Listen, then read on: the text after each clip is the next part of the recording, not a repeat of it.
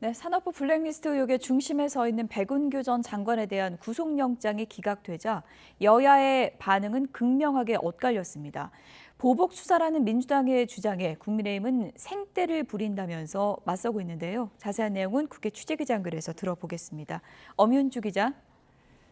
네, 국회입니다. 네, 백 전 장관에 대한 영장 기각되면서 관련 수사에 대한 민주당의 반발은 더 거세지고 있죠.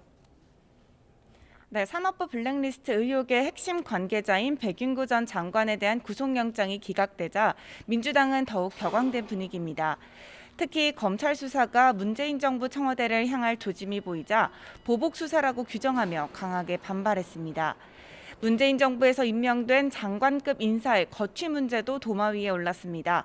민주당은 전현희 국민권익위원장과 한상혁 방송통신위원장 등이 지난 14일 국무회의에 배제된 것을 놓고 반격을 시도하고 있습니다.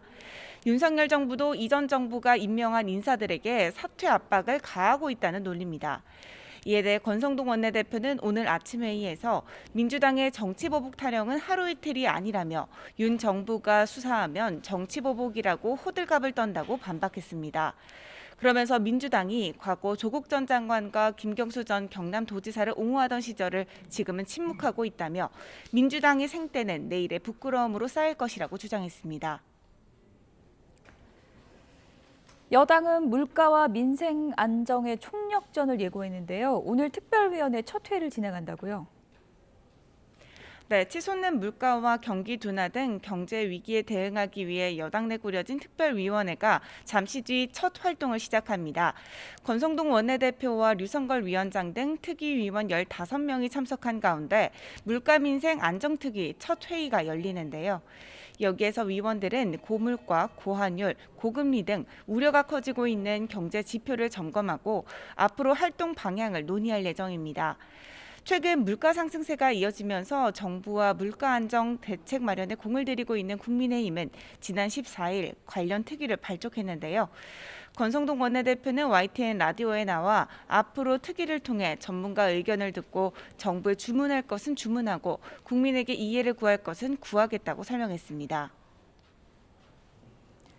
요즘에 민주당은 선거 패배 책임을 놓고 여러 목소리가 나오고 있는데요. 우상호 비대위원장이 원로들을 만나서 자문을 구한다고요? 네, 대선과 지방선거 패배 이후에 어수선한 당 수습에 나선 우상호 비대위원장은 당이 처한 상황에 대한 원로들의 의견을 들을 예정입니다. 이번 간담회는 우 위원장이 당의 상황과 앞으로의 대응 방안을 마련하기 위해 직접 상임 고문들에게 요청해 이뤄진 것으로 알려졌는데요.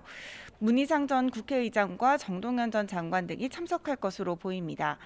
차기 당권을 둘러싸고 당내 계파 갈등이 이어지는 가운데 상임 고문들이 우 위원장과 민주당을 향해 어떤 발언을 할지 주목됩니다. 지금까지 국회에서 YTN 엄윤수입니다.